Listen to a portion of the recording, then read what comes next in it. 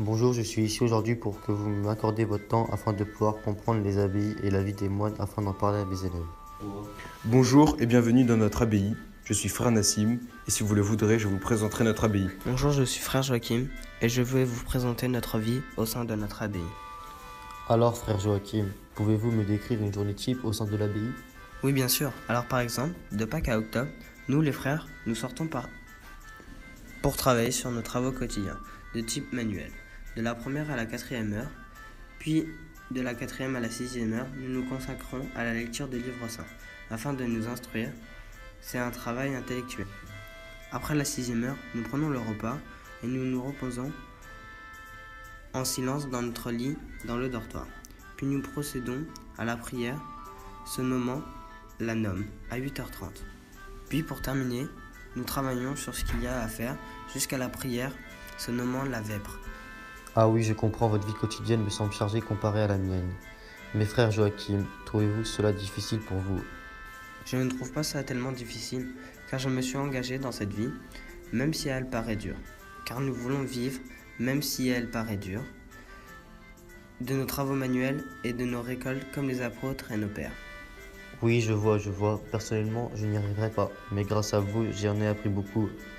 Une question fondamentale pour moi, qui est sur les prières. Quelles sont vos prières et leur heure? Oui, les prières sont très importantes pour montrer notre engagement envers Dieu. Il y a 7 prières. La première, la matine, à minuit. L'aude, à l'aurore. La pine, à 1h du jour.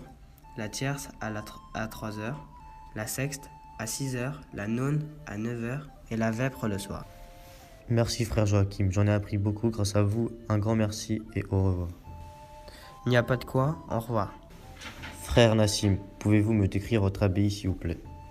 Oui, nous allons procéder à une visite guidée afin de mieux comprendre. D'accord, je vous remercie. Ici, comme vous le voyez, nous sommes dans un lieu plutôt isolé car nous recherchons le calme et le silence. Pour commencer, nous allons visiter le bâtiment devant vous. On voit ici la salle des moines, le dortoir et la salle capitulaire.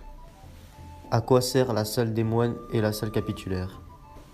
Alors oui, la salle des moines est une salle où les moines s'occupent et la salle capitulaire est notre salle de réunion à nous. En face, nous voyons ce bâtiment important pour nous. Oui, je vois cette église. Oui, mais c'est une église abbatiale. Que veut dire église abbatiale? Alors, église abbatiale, cela veut dire que c'est une église faite exprès pour l'abbaye. En face, comme vous le voyez, nous retrouvons la cuisine et le chauffoir. Le chauffoir est la seule pièce chauffée de toute l'abbaye. Ah, vous avez qu'une seule pièce chauffée? Oui. Sortons dehors, voir le jardin. Comme vous le voyez, c'est un jardin. On l'appelle le cloître.